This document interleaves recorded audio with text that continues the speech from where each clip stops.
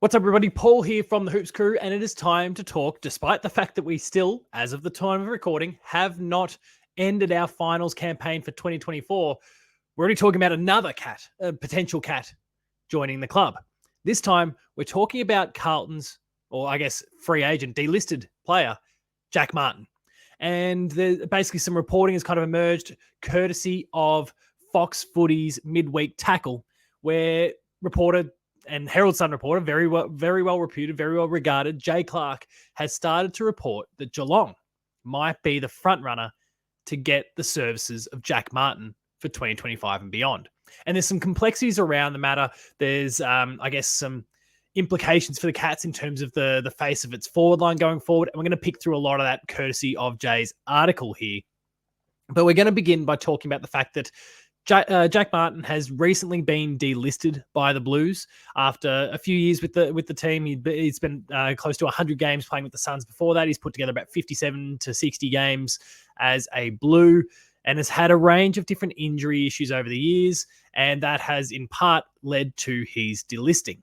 And this provides opportunity for the Cats and any other team to scoop up his services. He's 29. He's very well regarded as a player, but it has, of course, been these injury concerns that have made it quite hard for him across a large chunk of his career to get consistent football.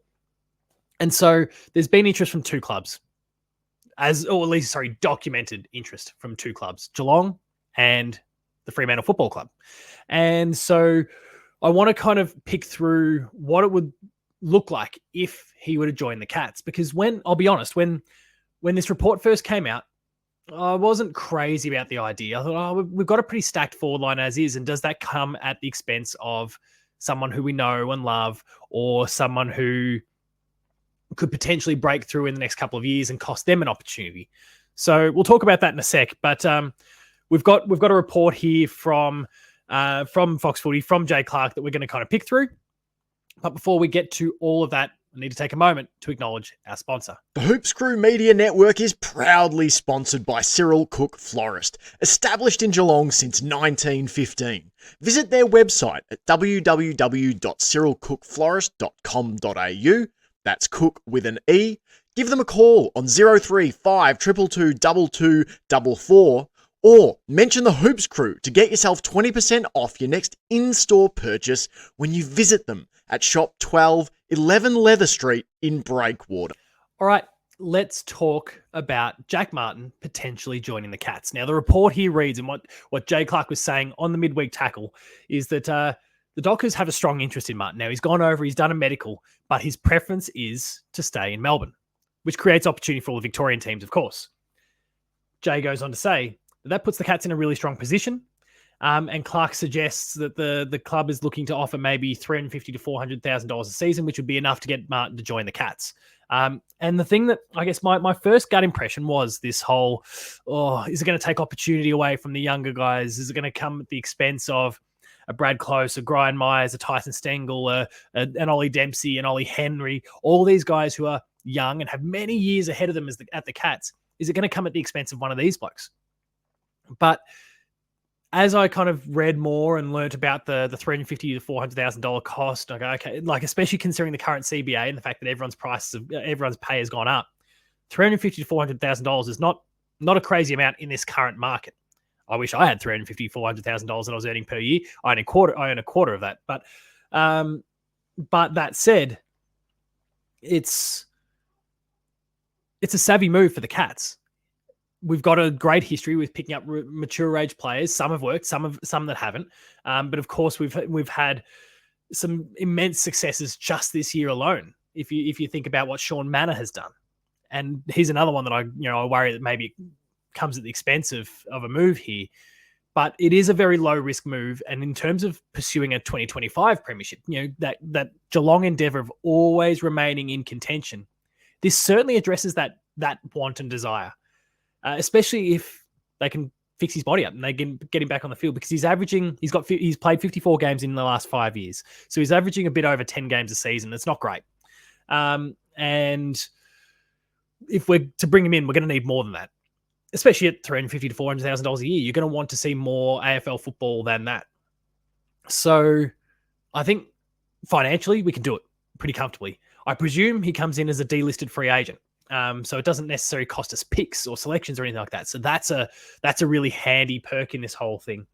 But my only query is the opportunity cost. The opportunity cost to a lot of those other players that I've already cited, let alone some of the others that are still developing and coming through. I think, Ollie Wiltshire and some of these other young, aspiring forward/midfielders who, potentially might take another step back in the queue to allow Jack Martin to come into the club. And is that worth it for the couple of years that we have to spend? Is it worth it for the potential that maybe he gets his body right? I don't know. But Clark goes on to report, the Cats have been masters in this area. They find the mature age player, maybe with a few injuries, and plug him straight in. He's got a lot of talent. I think the big question for the Cats is, can they get his body right? Because otherwise, I think he could fit into their best 22.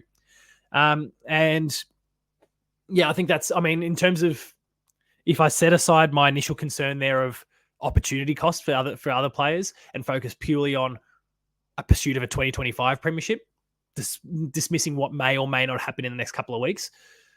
In terms of bolstering ourselves for a 2025 premiership, a Jack Martin on the list absolutely helps, especially if we can get him fit. It's a huge asset if we can get him fit.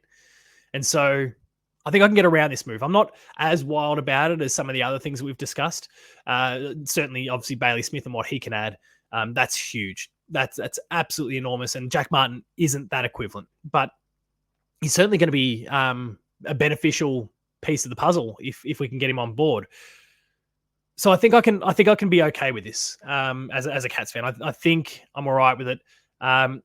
There's a bit of talk about, and mostly social media talk, but this seems like some sort of move to ultimately replace Gary Rohan. Now I know Gary Rohan's done for the season, I think seemingly with this skull fracture that he had. And if anyone's seen the photo of Gary Rohan recently, it's a pretty shocking sort of look for him right now, with the shaved straight across the middle there, and then the stitches that you can see running end to end. It's incredible what's happened off the back of what looked like such an incidental and small hit. But that seems like potentially they are trying to place the pieces to replace Gary Rohan in the future. I would just argue that we've already got that in place. I think we've already got those sort of places. We don't have the speed of a Gary Rohan coming through, but very few clubs do. Gary Rohan is an incredible athlete, and very few are going to replace him. And Jack Martin certainly will not replace him in that regard. But I think I can get around this if we think really short term. In terms of a longer term thing, especially if his body's right, especially if we don't go on to win a 2025, 2026 sort of premiership, I might be less okay with it. But right now, you've got to be able to plan for the more immediate future. And a Jack Martin at the Cats in 2025, chasing another premiership for us, I can get around that.